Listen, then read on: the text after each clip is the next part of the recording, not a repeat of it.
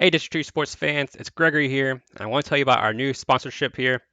If you're looking to make your business stand out, you've got to check out Chaos Cartel Company. They specialize in custom shirts, hats, tumblers, banners, and so much more. And the best part, there's no minimum order, and their pricing is amazing. I should know because we have a few shirts from them. Whether you're a small business or just looking to get some cool merch, Chaos Cartel Company is here to help. They love working with other businesses to bring your brand to life. If you want to get started, give them a call at 434 489 6123 or shoot them an email at chaoscartel1, and that's the number one, at gmail.com. Chaos Cartel Company, making your business look good, one custom piece at a time.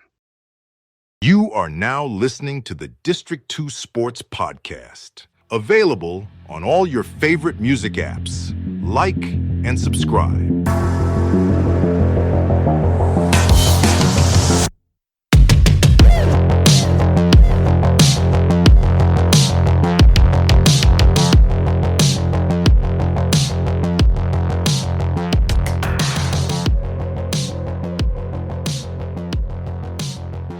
All right, this is the District 2 Sports Podcast. We are doing a region roundup. We're here with the Salem Spartans head coach in his 19th year, Coach Kevin Garst. Coach, how are you doing tonight? I'm doing great. I really appreciate you guys having me on tonight. Yes, sir. No, we thank you for your time. We won't hold you too long. I know you got things to do. Get ready for region play this week. But kind of like we talked about already, kind of off air. But I want to get your thoughts on the year. You're 20-4. You're the River Ridge District champions. Let us know how you felt about the season, and is there anything you could change, or you felt like everything went about as good as it can go? Yeah, no, it's honestly it's been an unbelievable season. You know, going back to the summertime and even the preseason, like I knew these guys had a chance to be special. Um, some things had to line up and all that. And Willis White used to say, you know, every year you have surprises. You just hope the good ones outweigh the bad ones. And I think like this group completely exceeded all expectations. The main thing is they're just such a selfless group. They don't care who gets the credit. A lot of nights we have different leading scorers. They just have a great approach every day, whether it's practice, whether it's a road game, home game, doesn't matter who we're playing. Like they stay pretty even keel and take care of business, what they need to take care of. We have great leadership. Those guys kind of set the tone and set the example. And, when you get that, I think it makes my job super easy. I think they enjoy being around each other daily. They just have a lot of things that you can't really coach. And, there's a lot of stories on our team of guys that have just been kind of patient with the process and now they're kind of seeing some of the fruit from it. So it's been a great year. I did want to hit on that. Correct me if I'm wrong, but I saw where I think for these seniors they went 8 wins, 9 wins, 11 wins, and then this year they hit 20 wins. So, kind of talk about a little bit more about those seniors who increased that win total each year and what kind of like what they had to put in that process. Yeah. I think you're talking about Cam Brown and Mari Fox and Amarion. I think the main thing is like they've just gotten better every year. And I think they put in a ton of time in of their own time in the off season. And they've kind of faced adversity head on. And I think instead of kind of running from it, they've been able to learn from it and combine that with their hard work and their humility. And I think that's kind of got them to where they're at right now. And Coach, I want to talk about the 4 losses on the season. So you have 2 to Northside, and then you have 1 to Glenver, 1 to Patrick Henry. So, but towards the end of the season, there you guys turn it around. You guys beat Glenver and you beat Patrick Henry.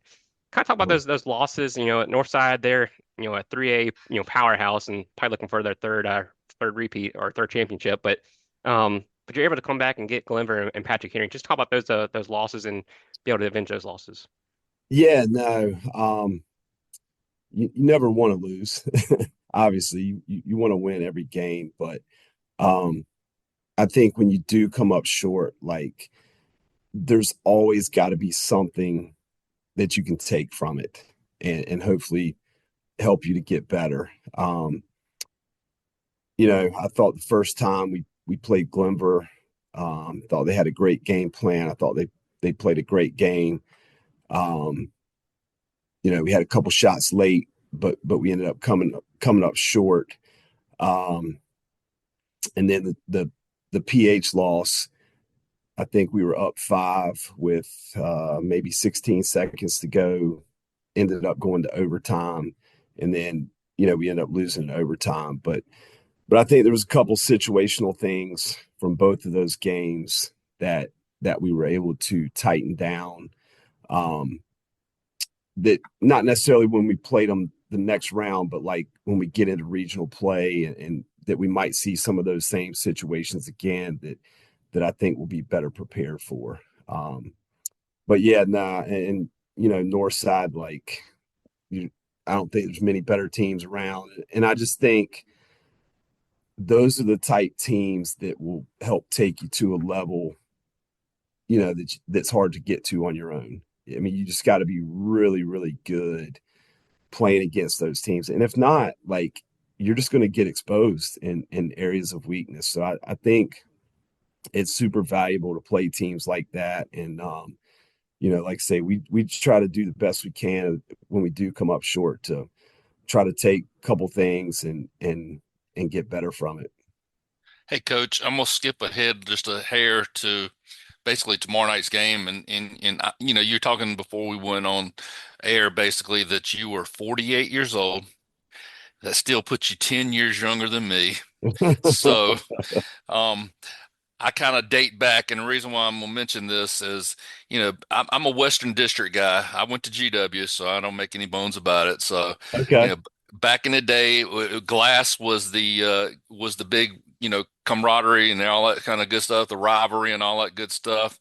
And things have kind of changed since I got out of school.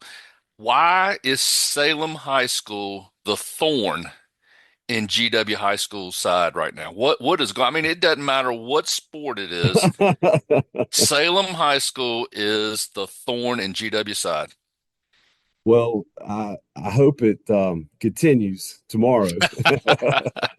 That's my first thought, but that's a great question. Honestly, in basketball, we haven't really come across them much since they realigned the district and the region and things like that. So this will be the first time we've actually gone head to head with them.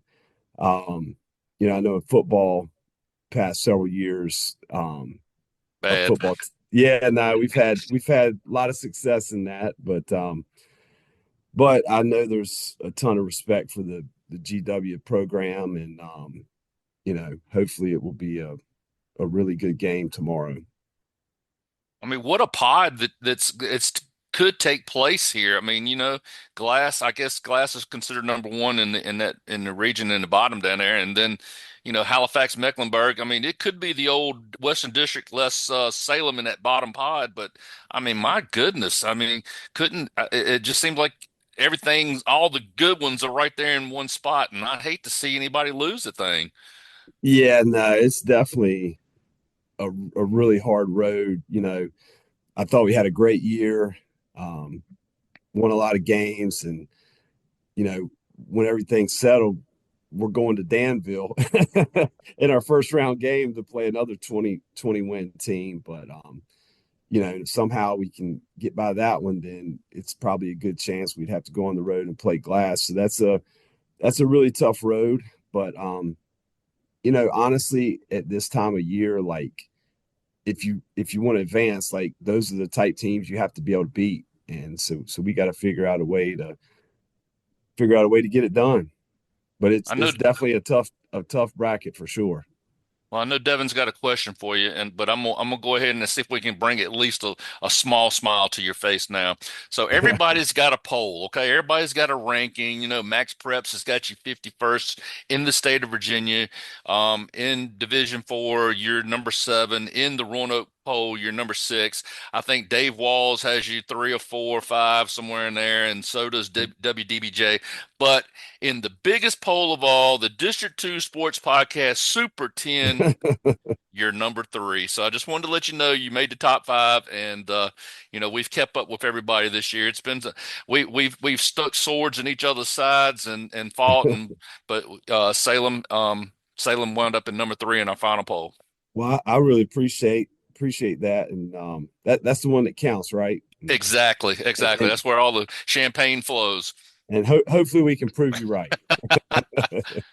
Coach, I want to ask a little bit more about the GW game tomorrow night. So definitely going to be a star-studded cast on both sides. You know, with you guys, Mari Fox, Cam Brown, Cam Bowles, and then GW with Zay Cobbs, Isaac Smith, Kobe Morrison.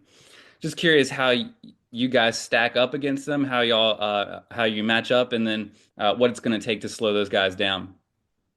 Yeah, that's a great question. I do think it'll be a really good matchup. You know, just watching them on film a couple of times, they're really, really good. And I think the biggest thing for us, you know, defensively, I think it starts with our transition. You know, when a shot goes up on our end, we got certain guys we want going to the offensive boards, and we want them to go hard. Other guys are sprinting back. And so I think it starts with getting the ball stopped, and get them in a half court situation. And then once we get there, you know, ultimately, if we can force them to take contested shots, which is a lot harder said than done, because they got some guys that can really get to the paint, and they got some guys that can create their own shot at a pretty high level. But if we can force them to take consistent shots, I think over the course of a game, we should be pretty good if we can do that. You know, I think from an offensive perspective, I think they run multiple defenses. You know, I've seen them 2 or 3 different types of presses every game. They play man. They've played some 3-2 zones. So I think we just got to have poise against their pressure. And you know, if we do get trapped, when we get it out, that we're attacking the rim, and you know, just really taking care of the ball and making sure we're getting a good one every time down the floor. But like I say, that can be easier said than done against those guys. Coach, I know I'm probably going to jump on one of these two boys of mine's toes here in just a second, but you know, we talked about Cam Brown, we talked about Marius Fox. Listen, we do like a little recruiting thing every week, and Gregory was able to bring up some highlights of Cam Bowles. Uh-huh. I'm just going to tell you, I mean, I love the kid. I think he could be the player of the year in that district, in the conference, all state. I mean, I don't see anything. Everything is solid about his game, and to have him for another year, wow, it's got to bring a smile to your face. Yeah, no, absolutely. You know, he's definitely one of the most selfless kids I've ever coached, and one of the hardest workers. Um, you know, what you see on game night in terms of how hard he plays, like he literally is like that every day in practice, like if not even harder. And you know, a lot of people don't know this, but like in the preseason, like right before the start of school, we had a kid that transferred out. And so we kind of went to Cam, we're like, hey, you know, what do you think about this role on our team? And of course, being the selfless player that he is, he's like, absolutely, I'm all in. And, you know, he'd kind of always been a perimeter player up to this point. And, you know, this new role involved playing through sometimes on the block, sometimes on the elbow, sometimes on the perimeter. And it's just been a really, really good move for our team. I think it gives us a ton of flexibility in what we do offensively. And honestly, most nights, like he's going to have a mismatch depending on how they choose to defend him. If they go with a smaller guy, like we can pound it inside. If they go bigger, like we can put him in more driving situations. So yeah, no, it's been a really good move for us, and he's definitely been a solid player for us.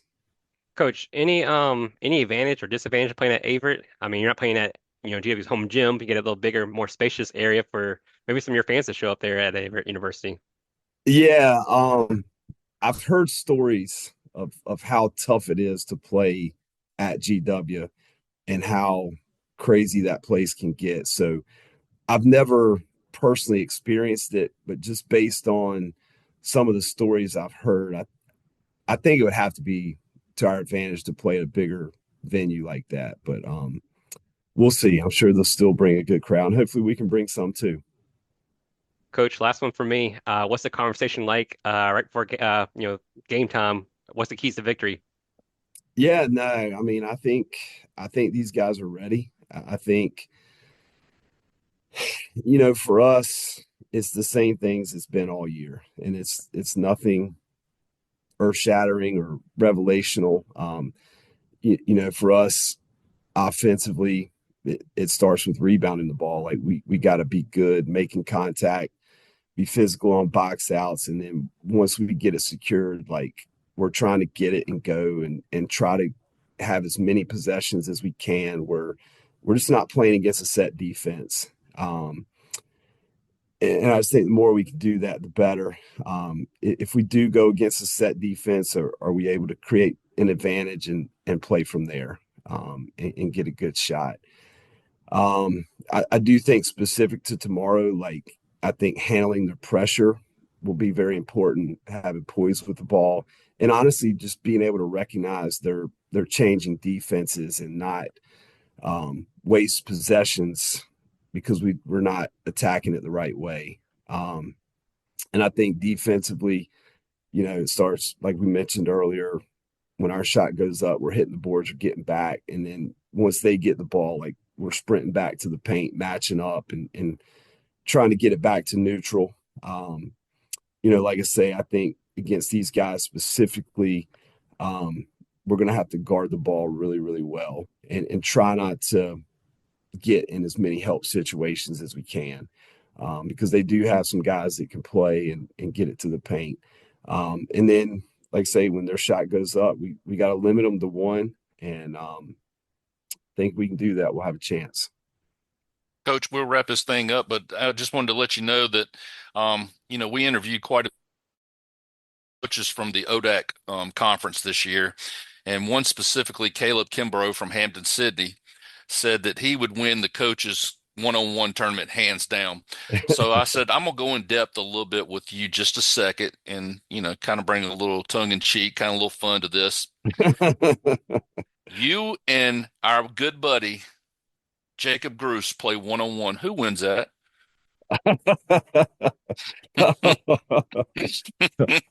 That wasn't the question I was expecting.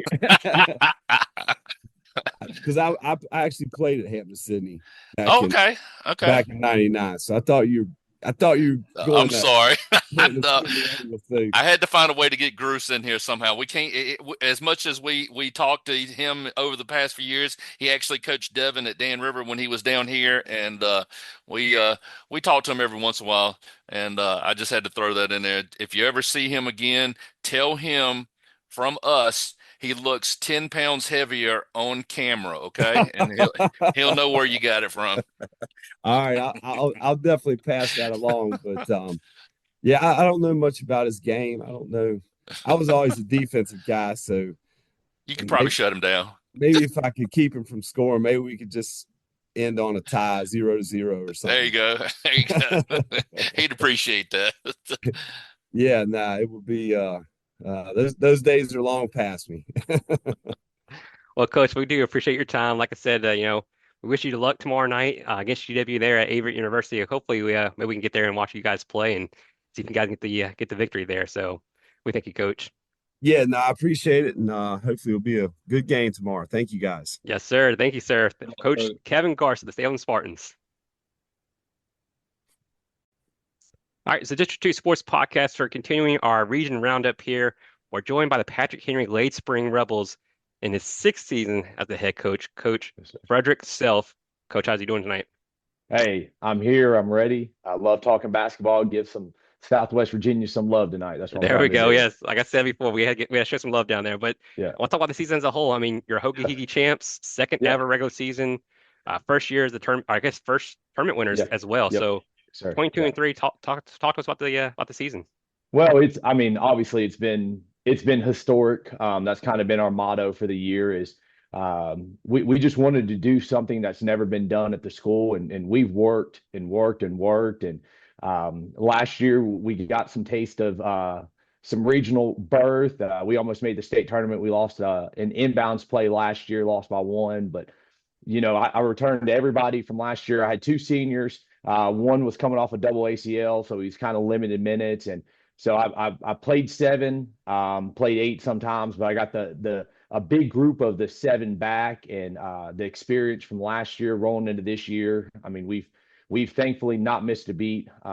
We've dropped three games. We lost to two AA schools. They both won their district, and then we lost to a AAA school out of Abingdon on an awkward Wednesday night for us. They're actually an in-county rival. Hadn't played them in about 10 years. We beat them the first time, and they got us the second one. But single A wise, I mean, we've definitely rolled, and we've played well as a group. Coach, looking at the schedule here, I mean, you played Chilhowie, we played Central Wise, you played Virginia Yep. High, you played Abingdon, like you mentioned, Yep. Northwood, I think. I think these all are teams who have made it to the next level into region play. So you've kind of played a Yep. difficult schedule throughout the year. Is that something you kind of focused on and want to get going before region and state play? Yeah. So we played in two different tournaments. We played at the Virginia High tournament, and we got to see some very good competition down there. We played two AA schools, and then we went up to UVA Wise, where we got to play four AA schools. We went 3-1 and 2-1 in both tournaments. So, but I mean, we dropped to Virginia High. I mean, they lost in the 2A state championship last year to John Marshall. We lost to Y Central, and I mean they're one of the best teams in Southwest Virginia. I mean they've got some studs on their roster. And then the Abingdon game, and that was just more personal than a 3A versus a single A type night.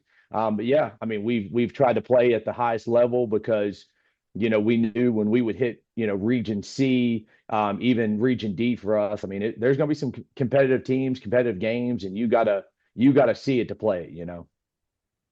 Coach, you're talking about the Abingdon game. We had that awkward Wednesday night. I mean, I've never seen a game or a series where you beat a team by 30 and you lose by 30. So you're like, yeah, it just seems like maybe it's just the rivalry in general. I mean, that's crazy. So yeah, it was I mean, we're within 10 miles of each other, so that was one to get them on the schedule. Was a big step, and we made a statement at home, and it was, with the snow, it kept kind of getting pushed back, and we had actually claimed the regular season title at that point. I think it was one of those nights.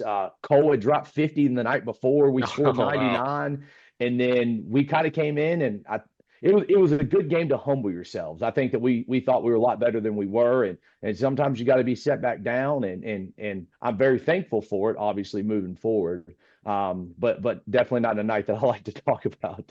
But Coach, about your season here, I mean, you put up some points. I mean, you put up 89, 88, 81, 99, 86, 82, so on and so on. What's working for offense? Man, we were so unselfish. We're actually a diamond press team back into a 1-3-1. I'm very long. We get a lot of tips, and we run in transition, and we pass so well. I mean, we just see the floor, we see the open teammate. It's not that we're trying to drive and look for us. We're driving to create for a teammate.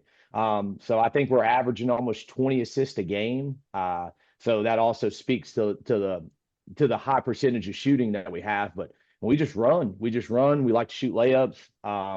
Definitely not the best 3-point shooting team, but with our length and the way that we can kind of move, it's helped us score up to, I think we're 78 points per game right now. And it's definitely been nice to have some unselfish kids that like the assist numbers.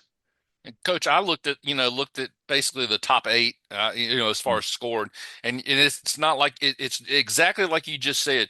You said that you like to give up the ball, pass Yeah, to a teammate, whatever. You don't have the .3 assists per game. You don't have the yeah, guy that's get the .7. You yeah, got guys that are average two to basically yeah, eight or assists a game. yeah, And it's just wonderful. It's crazy. I love the way they share the basketball. yeah. Um, we had Gregory helped me, Devin helped me. I think it was Carson on Carson this, Street and Cole Yeah. Kaywood. yeah, on both of our podcasts. And the thing that people have noticed when we put these highlights up, and the quote that has actually been sent down to me is his guys know how to play together. So I Yeah. think not only do you see it, not only do we see it, but people on a higher level actually see it Yeah. as well. Well, we appreciate that. Yeah, it's you can tell the experience together and the willingness to do whatever it takes. But yeah, I mean we actually had a kid. I'm not sure when the VHSL has last updated their assist record, but it was 19. And one of our seniors, he actually broke and tied the VHSL record with 19 assists the other night whenever Wow. Cole had 50. Hmm. So I mean they love it. I mean it's a stat that we talk about every single night, and it's going to be whoever's got the ball going on the floor, they're probably going to pass it and give it up for someone else. Coach, y'all have been on an upward trajectory going back to like 2021, really. I Yeah, mean, you go 8-14 that year, 14-12, 19-10, and now 22-3. yeah. What's really been the recipe for success getting all the way to what y'all have done this year? Well, it's been a really really long road. And I'll kind of even go back a little bit further. I'm a PH guy. I went to Patrick Junior High School. Actually, Cole and Kate's dad, he was my high school head coach. Wow. So we were in a district with George With, and it was so hard to get out of our district because we were so competitive every single night. And we've just not been the program that has made it out or has been able to win, and that's just something that we've fought for 6 years. We actually, in that time span of me graduating till when I took over, we had 2 years where we won 0 games, two Wow. years where we only won 1 game. And it's just been a complete kind of culture change where we've been known as a football school, which is not a bad thing because football players can play basketball, and that's kind of what I was able to do. I'm a three-sport coach. I've been a assistant football coach for many years, and for me to get the football kids on the basketball court has been a huge step for our program going in the right direction. And then when you start to see success and you say, "Hey, we can play with these teams," then I start to get true basketball players like Cole and Cade and Carson, and they're just true kids that know how to win and want to win. And then the success has kind of poured and poured and poured. And we made the region for the first time 3 years ago. It was the first time in 10 years. Last year was our first region win since 2006. This year was our first. We actually tied the school record for most wins in a year with 20. We now have the most wins ever in school history with 22. Had the outright regular season district champs for the second time ever and the first time winning the tournament. And 6 years ago we were like, is this possible? And then now that it's here, it's kind of crazy to think about. But it's just been such an effort and a battle for 6 years to get to this point. Coach, I looked at my boys here. They have zero tolerance for max preps, but I Yeah, use them as a kind of a guide a little bit, sort of. yeah, Anyway, and I kind of looked at some of the rankings that popped up, and mm, I think they're both right actually on this first one. yeah, Your Virginia ranking, according to max preps, and this is I guess across the board, is yeah, 147. With the way you're pummeling people, yeah.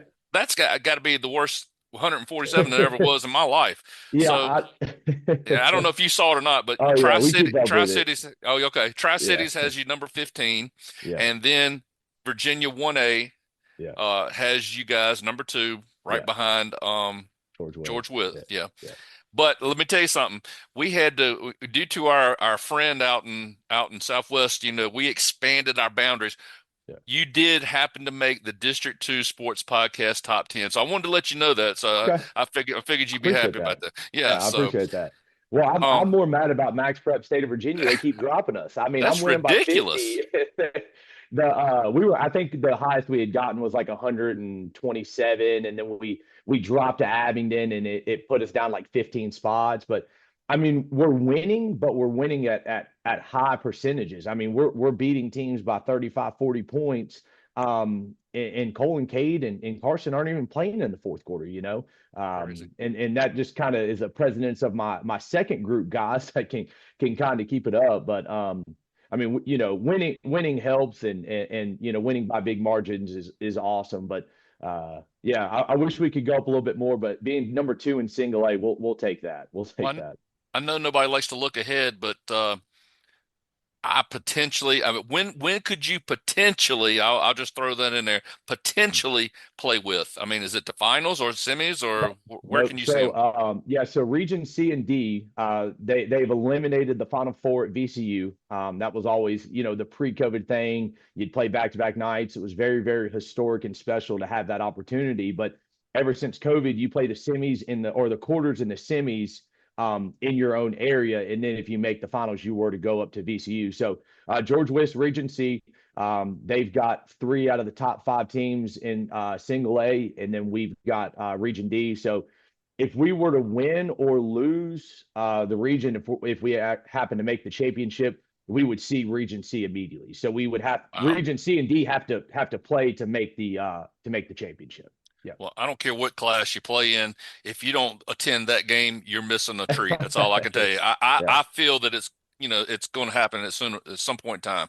Yeah. Well, Coach, Region D, we've got some guys, so I hope Yeah. we can sell that place out wherever we go. last two for me. Just talking about the bracket in general. I mean, Yeah. you guys are a 1 seed, Grundy, East Side. You have some familiar faces. Twin Springs you played already. Will be a playing game to play against you guys or Quinn Valley. Northwood and Chilhowie as well. What are your thoughts on the region as a whole? Well, so last year we were the playing game. So we were the Twin Springs, Twin Valley last year. We actually played Twin Valley in the playing game last year at home. We won that one, and then we got to play East Side, who was at the top of the bracket. They were the 1 seed, and we beat them at UVA Wise. And then we actually ran back into Chilhowie for the third time in the semifinals. We beat them in the 2 previous regular season games, and then we lost to them off an inbounds play, which definitely hurt. But now we've got Burton or Hurley in the second round, which we played Burton 3 times last year. You know, very, very competitive all 3 times. So if we can get through the first round and we can get Burton in that second round, or even Hurley, who's been dealing with a lot of flooding issues in their area, they've been unable to practice. They actually canceled their whole BDD tournament. So I feel like they're at a disadvantage by not getting on the floor. So if we do get Burton in that second round, I think our kids are excited because they got all their guys back. We get all our guys back. They won the Cumberland District Championship last night. They beat Eastside, and then the bottom of the bracket is absolutely loaded. You get Grundy, who's like 16-5. They play a lot of AA schools.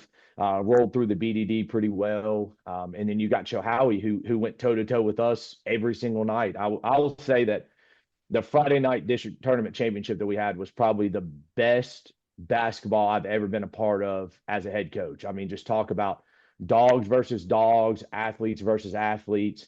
So that's going to be probably the most exciting first round matchup is going to be Grundy and Chilhowie.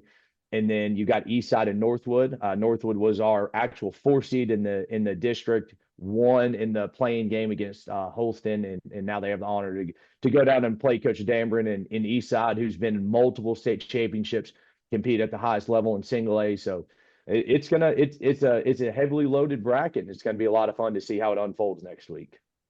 Coach, my last question for you is this. I think we actually interviewed I don't know how close a friend you are with him or not, but y'all had to play some basketball against each other or with each other at some point in time. Is it Blake Mellinger at Oh, UVA Wise? hey, Blake's a PH guy. That's it. So He's a PH guy. that was my next question. Hey, y'all play one-on-one, who wins? I'm gonna say Blake. I can't. Hey, Blake is. We've got 5,000 point scores at Patrick Henry High School, and Blake's one of them. So I'm not Wow. in that. I'm not there. Him and Cole, I think now him and Cole would be a good game. I would take Cole probably in that one, and I hope Blake sees this and he can take a little competitive edge and say, hey, I should recruit Cole so I can play him every day in practice because we would love to have him down there at Wise. But yeah, Blake's a PH guy. His dad's a longtime PH coach. I would actually love to see the Cole or Cade versus Blake Mellinger one-on-one. I think that would be even better. I'd take the popcorn and sit on the sideline on that one. Yeah. What a facility Blake no has shame. down there. Yeah, that's a beautiful Yes. place over there. It really is. I think it's a hidden gem, actually. Yeah. And Coach, I know we're wrapping up the interview and everything, but just want to say, as far as we'd love to get you back on on the podcast in the future, just to really talk some Southwest Virginia basketball. We mainly cover teams from the Lynchburg, Roanoke sort of area, Danville even, but it's good to talk. And one thing we've noticed from watching all the highlights of all these kids is there's some nice gyms in the Southwest, and there's a lot of pride in the basketball down there. So we would definitely love to talk about it more in the future for sure. Yeah. Well, hey guys, if you're free next Friday at Virginia High, you'll have 1 and 2A in the same gym for the region championship. Wow. So if you all are available, come down. I don't know how far that is from you, but Virginia High has a beautiful, beautiful facility. They're actually hosting single A and double A state championship there the night after the region. So if you all are interested in single and double A region championship, I think it's 4 games that night. I think the girls are playing and the boys are playing that night. So it'll be a packed night of Southwest Virginia basketball if you all want to make that trip after work. Hey, I'll be coming up from Jacksonville. I might have some time to do that. So there you go. Yeah. I like that. Yeah. Well, Coach, we do appreciate your time. Like again, we wish you the best of luck, either against Twin Springs or Twin Valley. So, Coach Frederick Selfe of the PH-Glade Spring Rebels. Thank you, Coach. Hey, I appreciate it. Thank you, guys. No problem. Thank you, Coach. All right, District 2 Sports Podcast. We're continuing our region roundup here. We're joined by the LCA Bulldogs first-year head coach, Coach Matthew Klein. Coach, how are you doing today? I'm doing well. I appreciate the invitation to speak with you guys today. No, Coach, we do appreciate your time. I know you have a lot of stuff going on. You've already played a region game, so we're kind of talking about the other teams kind of starting, but you've already been in the mix of it. But I want to go back to your season. I believe you finished regular season like about 19-5 or maybe 18-5 before that region game. But kind of talk about what you thought about it. Was it a good season, great season, or how you felt about it? Yeah, 18-5 is what we were this year, regular season. Last year we're 8-15, and the last couple of years, obviously they didn't finish kind of like they have in prior years. Anytime you take over a new program, there's going to be change. There's going to be heartburn. There's going to be new standards, expectations, things like that. And I thought we did. I thought we did well. I think we progressed over the season for sure. I do think we left some fruit on the table, if you will.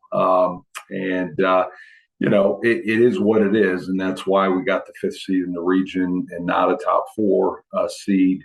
But I was pretty pleased. But as a competitor, I look at the 5 games that we lost, and I look back and say we could have done a better job coaching. I think we could have been on top. So, I'm kind of looking at your schedule. You played some teams. I mean, you already played Glass, who's in your conference or district, or however you want to say it.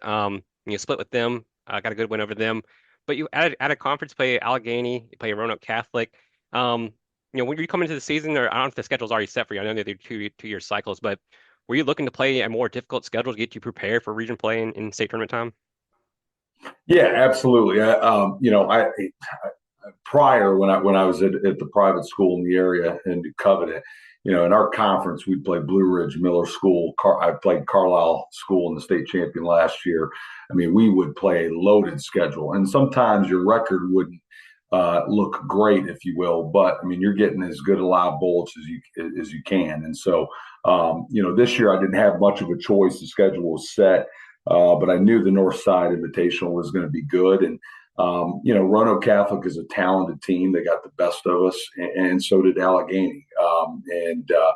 I'd love to turn the clock back, but it is what it is. Yeah, I mean, playing a team like Glass twice a year, you can't prepare for that in practice, that type of pressure that they apply.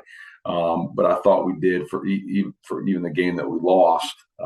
We did a nice job handling that. But yeah, I mean, you want to play against good talent. It's the only way you get better.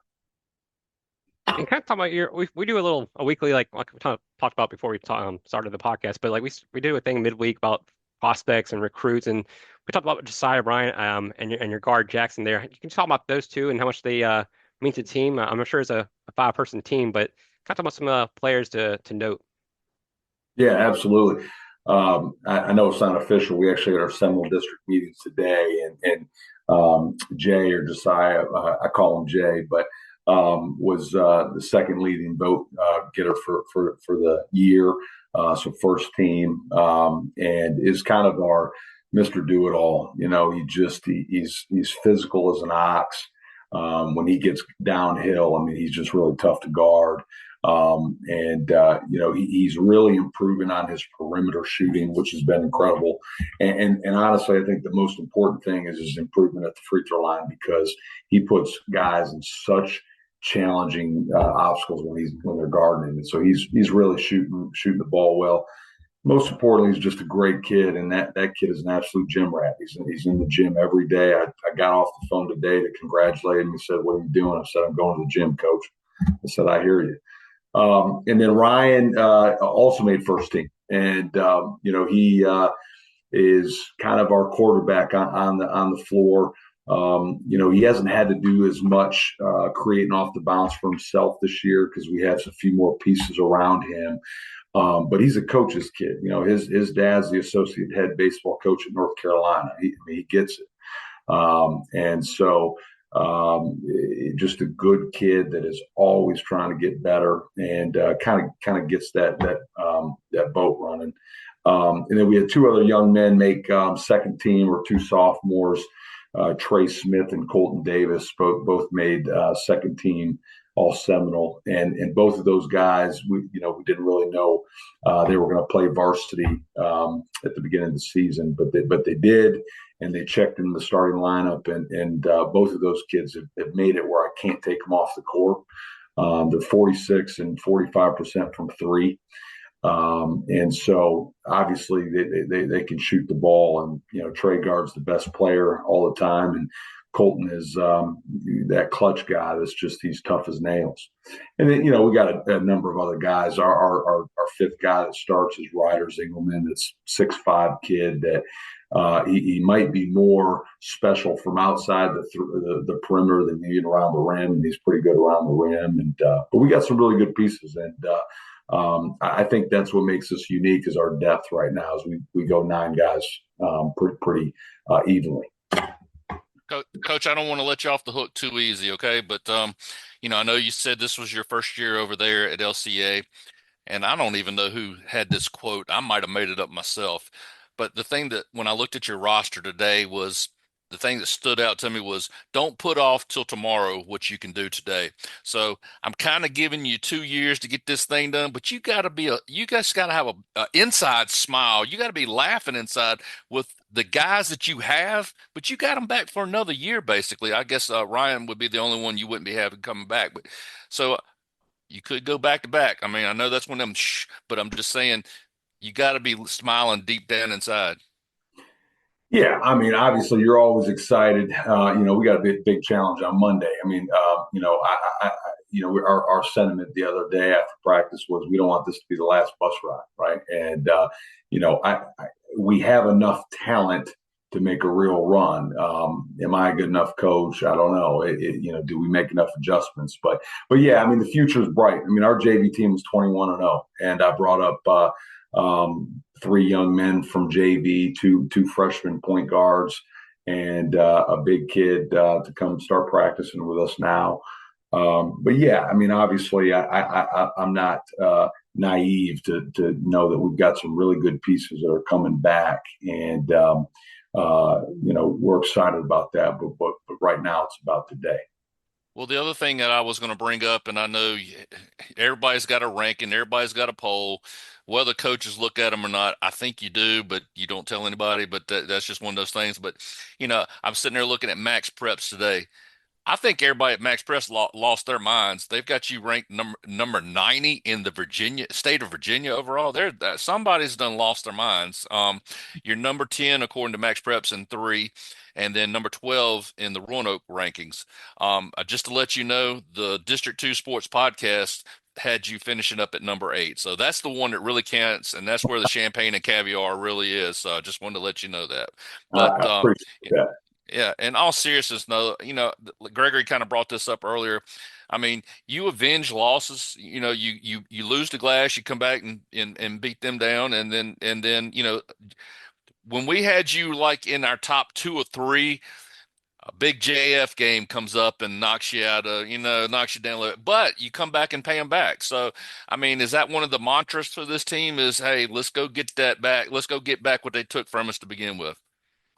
Yeah, JF was a perfect storm. I'll be honest; those guys, the record doesn't really tell the tale on how good those guys are, and they really match up with us well from an athletic standpoint. And hats off to Coach Monroe; they had a really good design that game.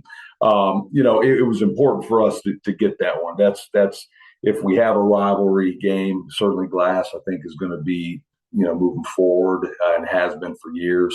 But JF is kind of that one, and they played really, really well at their place, and it was important for us to get that, especially on senior night.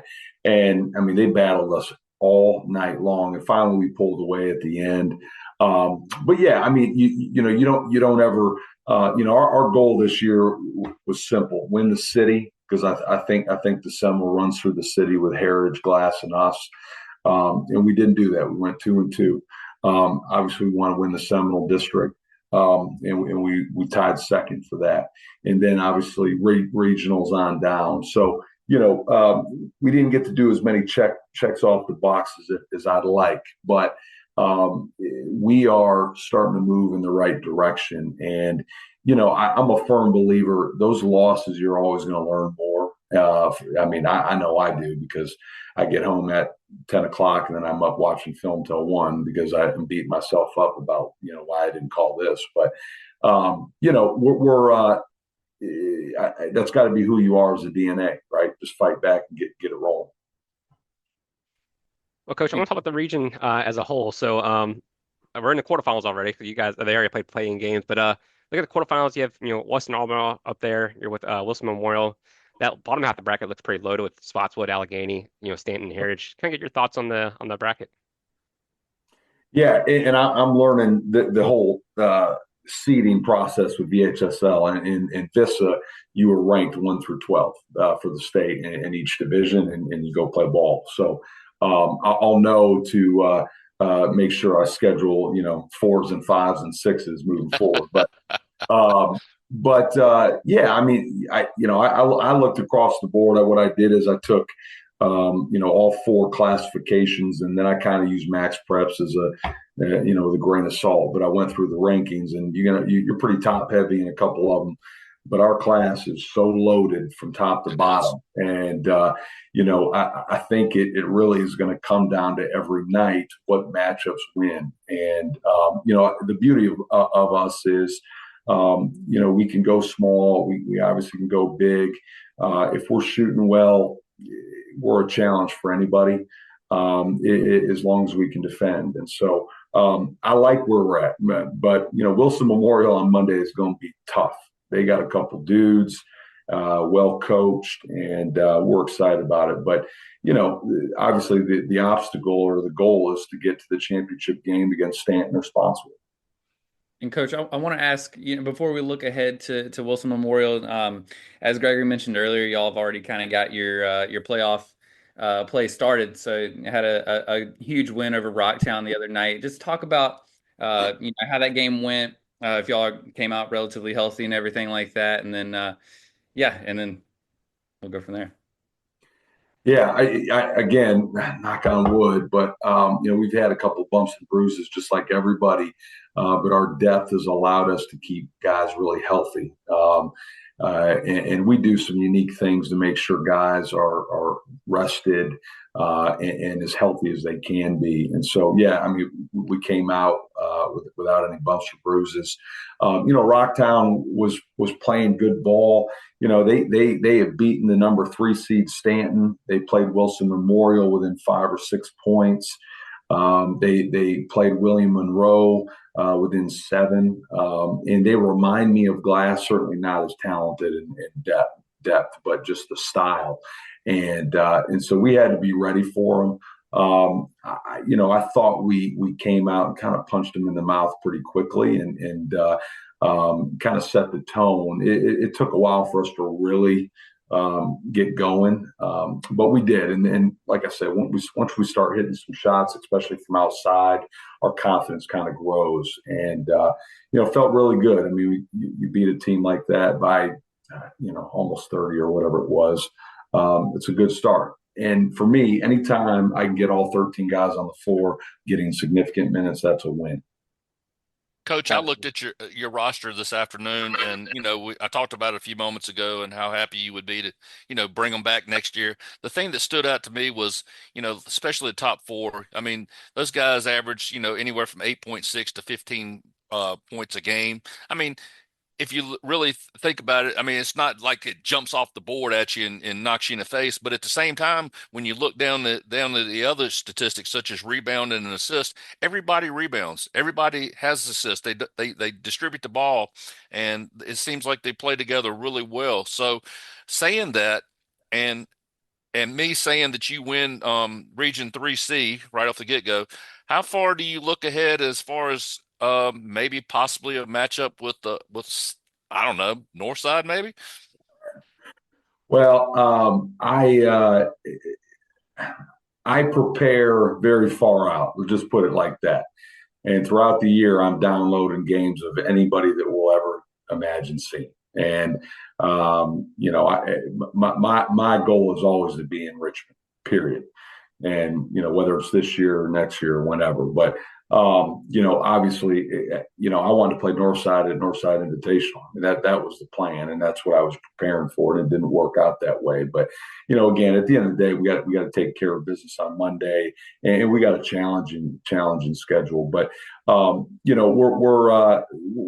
going to be prepared. We're going to put the pieces together. I look at what matchups can we take advantage of, and but yeah, we obviously want to be where we want to be. Coach, last one for me. Was it Monday tomorrow? 7:15, 7:20, somewhere around there. You guys are in the locker room. What's the message to the boys? Well, it's a great question. I think most importantly, keep loving each other, playing for each other. Be unselfish. Heard a great quote by one of the coaches a couple weeks ago, and that's basically said, if you're taking a shot and you're not the open one, you probably should be taking a shot, right? I mean, make sure you're giving the ball up, and we do. We got a lot of unselfishness on our team, and I think that's the beauty of it. We don't have someone that's 23 points a game. No, I mean, you got to scout for 5, 6, 7 guys. That's where it gets tough. And so, enjoy every minute and embrace it. Honestly, my last point to the guys after Saturday's practice was, let's go make sure we really enjoy this last bus ride up there, because who knows? And win or lose, this is about the relationships that you build with each other, right? And this is as close to battle as these guys might ever come, right? I mean, with their brothers. And so just enjoy the moment and make sure you don't leave anything on the floor. Absolutely. And Coach, just getting into tomorrow night's game there. Just curious, what do you see in out of Wilson Memorial, and what are your keys to winning that game?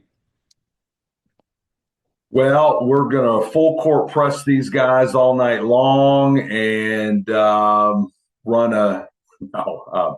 We do have a lot of Wilson Memorial fans listening. Right. No, I mean, listen, at the end of the day, we know, number 1 and number 10 are pretty special. Snyder can fill it up from 52 feet, I think. So he is, and they played LCA twice last year. LCA won one, and Wilson Memorial, so they split. But yeah, I mean, we got to take care of business on those two guys, and then eliminate the second chance opportunities. I mean, our blueprint is one shot. You get one shot, and obviously offensively, we got to attack the boards. But yeah, I mean, take those guys away in whatever different ways we look at. Key on those guys, and then offensively, we got to be efficient, right? Take high percentage shots, catch and shoots, get stuff around the rim. Be patient with what we want to do. I mean, we run a good number of stuff that will get us good looks, but this is a good team, and they're obviously watching film too. All right, Coach. Well, we thank you for your time again. I know you have a lot of film work to go over tonight, so we thank you for your time. And Coach Matthew Klein of the LCA Bulldogs in his first season. Thank you, Coach. Thank you so much, and just really appreciate all you guys do for local high school sports. It means a lot. Sir. Thank you, Coach. We appreciate it. We'd like to have you on again and talk a little bit longer, so we thank you so much. Yes, sir. Be good. Thank you, Coach. Sure. Bye. All right, so District 2 Sports Podcast, we're continuing our series on the region bracket play here. We're joined by seventh-year head coach of the EC Glass Hilltoppers, Coach DJ Best. Coach, how are you doing today?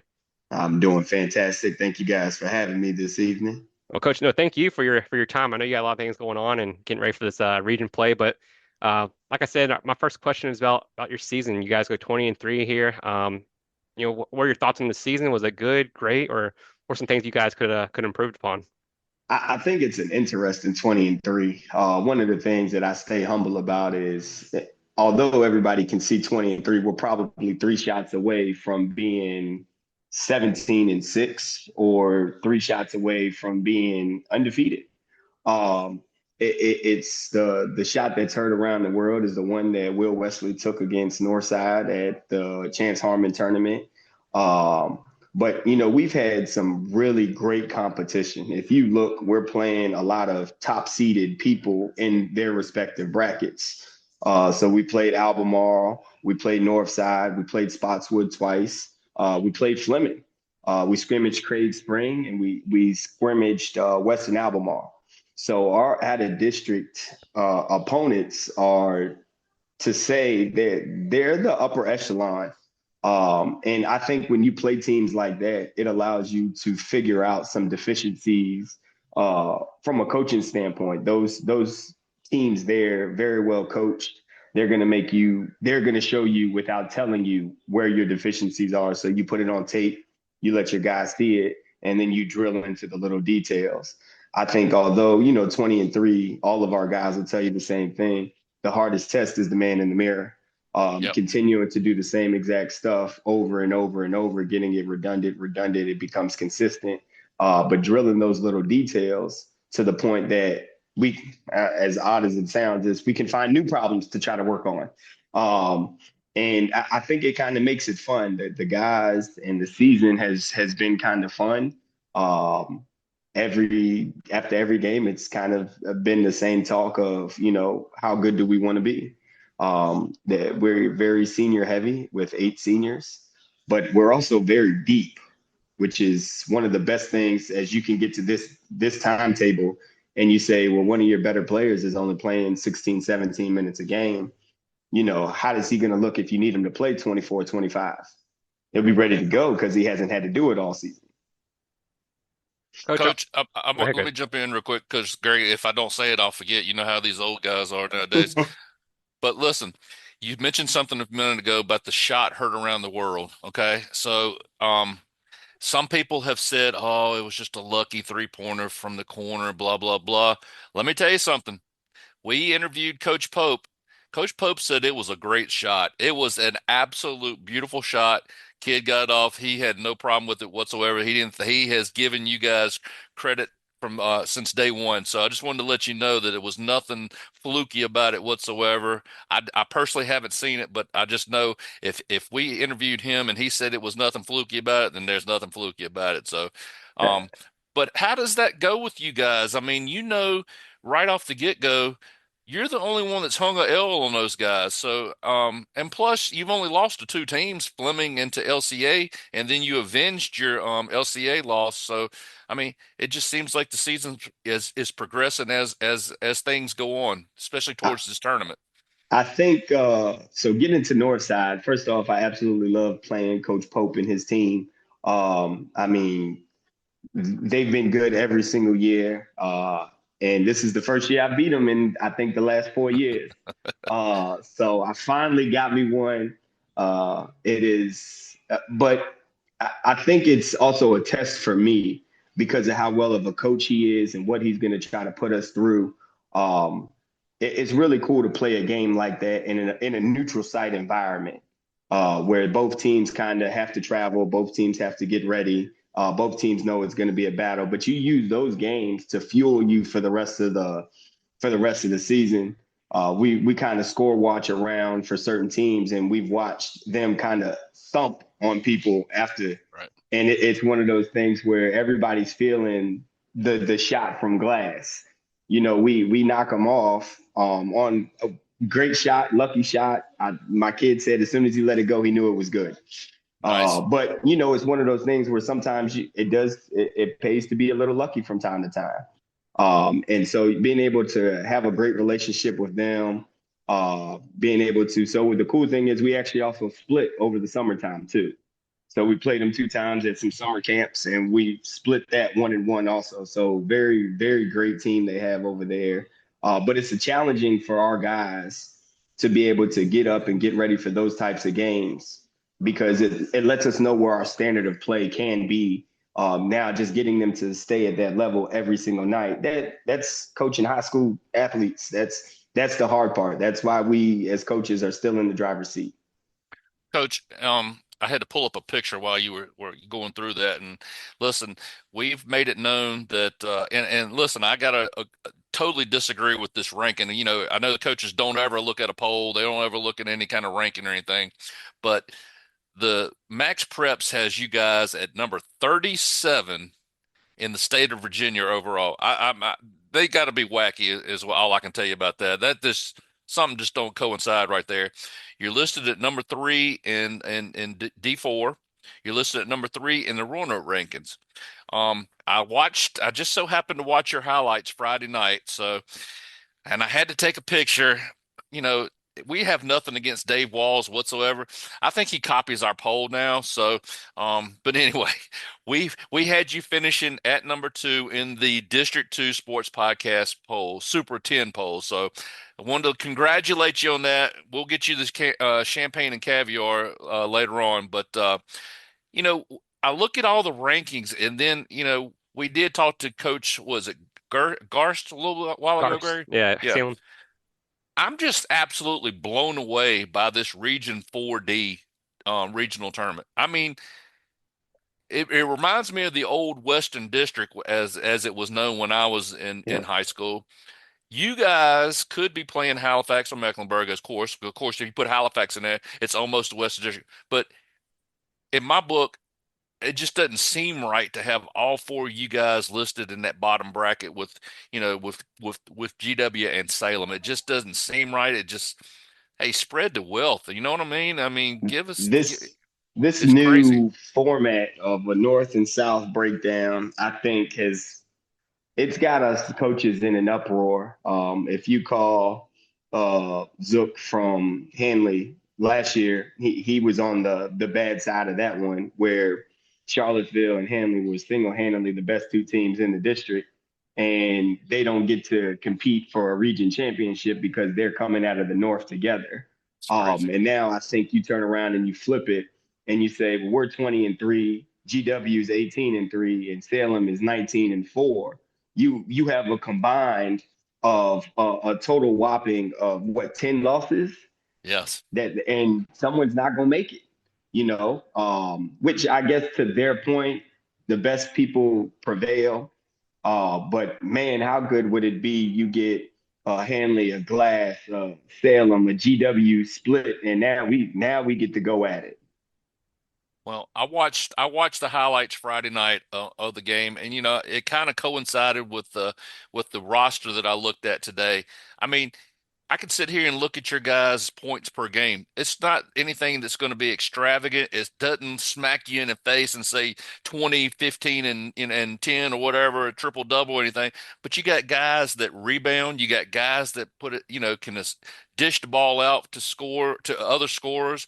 And then, I sit there and I look at the statistics, 10 points a game, 12 points a game, 9 points. Like I said, it doesn't just like smack you in the face. But then I watch the highlights Friday night and I see your guys bringing the ball down the court, running the three-man weave basically. I actually saw one kid circle down underneath the goal, come back out and dish to one of those pocket passes to the guy on the right-hand side, I believe it was, for a nice lay-in. What is it about it? I mean, is this something that you instilled upon them to share the basketball, to play together, or where does all this come from? So it is, and it's very hard to get high school kids alone to play this style of basketball. But when you think about it, most teams right now, they'll tell you they got two great defenders, and they're going to go play two other great offenders on the offensive side. But the thing for us is, okay, well, you put your two on who you feel is the best two on us. And those two might not beat you on the scoring table, but next thing you know, they look up and they got 6 assists and we got 3 people in double digits. So you say, all right, well, second half, we got to switch this up. Let's move these people, guard these people. I think these guys, they naturally have fun with which guy is going to have the night tonight. And when they started buying into that, it took them a little bit early on. We had some bumps in roads. Of course, I'd love to have a kid be able to go 20 a night. That's easy. Put it in the book. Let's move on. Let's go find 30 more points. But when I can look in the book and you got 4 and 5 guys sitting at double digits or hovering around 8, 9 points a game, that makes it hard to defend because it's almost causing the other team to be perfect on their defensive assignments. Because one of the things that I've learned is we have to make people pay for mistakes. Just like people make us pay for a bad rotation on defense, you miss a pass and now they throw the skip. There they go, they burn you for 3. But for us, we've bought into the fact that it could be anybody in Glass's night, any given night. So we ride the hot hand as long as we can. And when that person's time is up or we feel like, hey, there's another matchup we need to shift to, the guys get in the mindset to say, let's go get it. Coach, I think one thing we got to address with you is that defense. I mean, y'all are giving up just over 42 points a game. Just looking at your schedule, I think you've only given up above 50 points 6 times this year, which is absolutely. And I can name every 6 of those. I want you to know that. I bet you could. Well, I mean, just curious, like in this day and age where it's all about AAU and putting up points and everybody wants to score. How are you relaying this message to high school kids that it starts with the defensive side of the ball? So I do it. It's almost like a banking system. When you go to the bank, you can't take money out unless you put money in. So if you want to shoot freely on the offensive side, you got to give me everything you've got on the defensive side.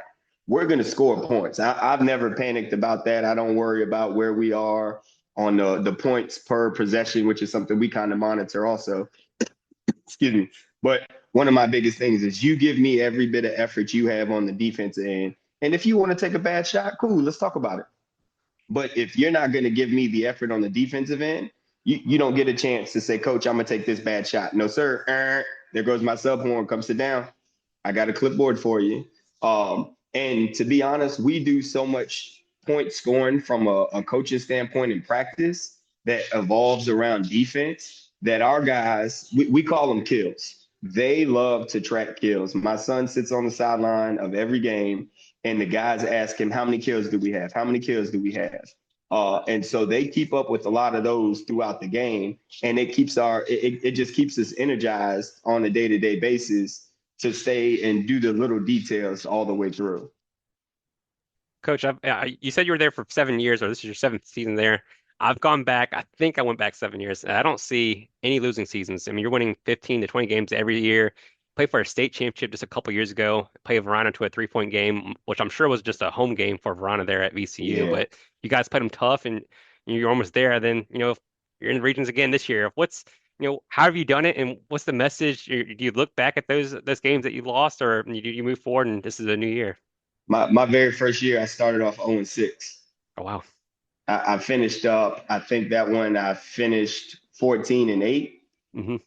So um, I think we do so much. Last night we had the guys over. Me and my wife had the guys over at the house. We had dinner. We hung out. We played the video game. We pour a lot of time into them from a family culture that when it's time to drill into them and I gotta yell or I gotta scream on a kid, they know where it comes from. And one of the things that if you ask them, we're playing for somebody else. Each one of us is playing for somebody else. It's bigger than just Coach DJ.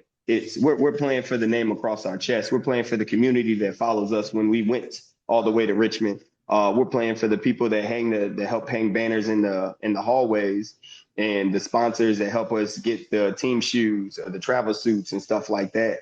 We're playing for those who didn't get this far. And I think that the guys, they just naturally, they love hanging out with each other. They love playing for one another. And my younger guys have bought into the fact that we have so many seniors and they want them to enjoy this ride. But they bought into the culture. And, a couple years ago, I think it was, so 22, 23, we went. So 21, 22, we lost state quarterfinals to Loudoun County. I think that was the taste. But one of the things when we went to the banquet that year, I told every parent that was there that became the standard. And the standard is now the expectation. Who I think we've won the Seminole District 5 years out of my 7, 4 in a row. And I think that we've been to regions every single year minus the COVID year, and we haven't lost in the first round yet, knock on wood. But the standard continues to improve. And so, once you get a taste of qualifying for state quarterfinals, once you get a taste of getting all the way to the state championship game, you have that itch because we know how hard it is to get there. We know how hard it took to lose by 3 points. So everything we did, it wasn't good enough. So we're trying to find that next thing to do so that way we can be able to turn that page and also be able to just kind of grind it out and go get one. I mean, it's been since 1967 since Glass has won a basketball state championship. Coach, talk about your roster here. What are some players that we should, know about, or what players need to make an impact for you guys to make a run? The political answer is the team. You guys seen it. We could score in different bunches, but one of the things that I call myself is this is guard university right here. My guards: JT Osborne, Adrian Farmer, James Ferguson, Zach Wilson, Mama Harris, which is a freshman. So keep an eye out for him over the next couple years. But then we got people who can just flat out shoot it. Will Wesley and Gavin Arthur, those are our shooters. Hey, you just named basically your whole team, but it's because everybody plays an instrumental role. Whenever someone wants to try to stop somebody, we're going to go somewhere else. And it just shows our versatility of being able to do what we're trying to do. When I first started, if we turned you over, we could score 70, 80 points a game. But if we didn't turn you over, we could only score 30 and 40 points. So one of the things that we've harped on is half court sets and things like that. And now we're able to score 50, 60 points and without even trying to really turn you over. But I think that those guards, JT, James, Zach, and Adrian, I think that they're our engine. That they're going to get us to go where we want to go. They play both sides of the floor. They play it very effective. We're going to play 94 feet. We don't care what the score is. And it's not a shot at anybody else. I remember when I lost to GW a couple years ago, I lost by 42 points. That year they won state championship. That didn't bother me. I didn't take it the wrong way. I looked at it and said, we got to be better. And so one of the things that we've harped on playing 94 feet of basketball. So it puts us in a whole lot better shape than most people that get up and down because they don't have the personnel to replicate it in practice. So the first time they get to see it is in the game. Well, if we come out and throw a first punch and next thing you know, you're down 10-0, it's really hard to get going when you don't get to control the pace of the game. Coach, JT Osborne, better DB, wide receiver, or guard? He is freakishly athletic. I'm going to go with guard. Normally, I would side on a football field, but he uses his instincts and his physicality to get to the rim, to finish, to jump passing lanes. He's got cat-like reflexes, and it's nothing for you to try to throw a pass and boom, he quick twitches and uses that defensive back skills. And next thing you know it, he's 4.5 feet in the air getting a steal, throwing it ahead to the guard, and we just get a bucket out of it. Coach, I want to say this before I might have to get cut off here in just a second because my battery's turned low. I can't find my power cord. I apologize ahead of time. Anyway, I wanted to let you know this, that just listening to the things that you said tonight, and I haven't met you yet, and I look forward to meeting you soon, but you are one class act, and for you and your wife and family to open up your home to your kids on your team to do this is something special, and I can understand why every kid in Lynchburg, Virginia would want to come over and play for you. Thank you so much. Greatly appreciate it. Coach, 7:15, 7:20, whatever it is on Tuesday the 25th. What's the message to the guys in the locker room? 6 o'clock. 6 o'clock. Yep, What's the it was 7:30 because we were supposed to play behind the girls on Monday. So it's been shifted to 6 o'clock on Tuesday. So 5:50, 5:45, somewhere around there. What's the message to the guys in the locker room before you play against Halifax or Mecklenburg? We've been here before. Let's go do it. I mean, I think the cool thing is when you have a schedule like we've had, there isn't a speech anymore. It's buckle up. It's time to put it across your chest and go do while we beat each other up in practice every day for 2 hours. You finally get to be on the same side. So let's go make somebody else pay the price. You got people that's paying to come and watch you. They either want to see you lose or they want to see you win. Give them a show. Coach, you got a couple more baskets in that frame you got there. Play a little bit more. Yeah, absolutely. You ever challenge your guys in practice at all? So I'll shoot. I don't know if you guys know, I have an autoimmune deficiency disorder called Wegener's. And so I try not to get up and down. I'm a whole lot healthier now than I was 3 years ago. So I told myself I'd get working out and I'd get up and down with them from time to time. We can only play the 3. So that's all I got if we're going all the way up and down. But I'll do some drills with them where a lot of them don't think that, hey, coach, you still don't have it. All right, let's go. Let's shoot 100 right now. And then when they realize that I can still shoot, then they start to dial back a little bit. Coach, who do you form your coaching style after? Is there? I mean, it doesn't. I ask this. It doesn't have to be on the NBA or college level. I mean, just who do you gear yourself after? So I'm a Shaka Smart fan. I was a Shaka Smart fan. He used to be at VCU, and he used to call it havoc, and that was his style of defense. But my high school coach, Dwight Robinson at Lansdowne, and then Coach Roy Robertson, who's now down in the Raleigh area, they all play the same style. And so my whole thing is pressure, pressure, pressure, pressure, pressure. If you like pressure, well, we're going to give you a bigger dosage of it. And we're going to turn it up a whole lot every time we get it. It's called controlled chaos. Coach, don't feel free to not give away your secrets or anything here, but I know you've probably done some research into Halifax and Mecklenburg. What have you seen out of those two teams, and what do you expect for the game come Tuesday night? Athletes. They both have athletes. I think that's one of the plus sides for us is we kind of get to look in the mirror and play something very identical. They're going to want to get up and down, which is one of our specialties, but it's going to be a physical game. The best thing about the playoffs is nobody wants to go home. So you're going to get everybody's best punch for 32 minutes, no matter, hey, they're coming off a back-to-back. No one cares about stuff like that at this point. You throw the record out the window and you're going to get there. You're going to get team's best 32 minutes, no matter the score. Even if you're up 40, they're going to find a way to claw back. You're down 30, you got to find a way to claw back. Well, Coach, I think we held you hostage a little bit too long, but we appreciate your time. I know you got a lot of things going on to get ready for region play, but Coach DJ Best of the EC Glass Hilltoppers. Coach, we appreciate it so much. Hey, thank you guys so much for the time. Good luck to you guys. Yeah, maybe we can grab you after you progress a little bit further down and maybe get to Richmond there. Come on with it. You guys I get me got on you. here anytime you want me. That's awesome. Sure. Thank you, Coach. We appreciate it.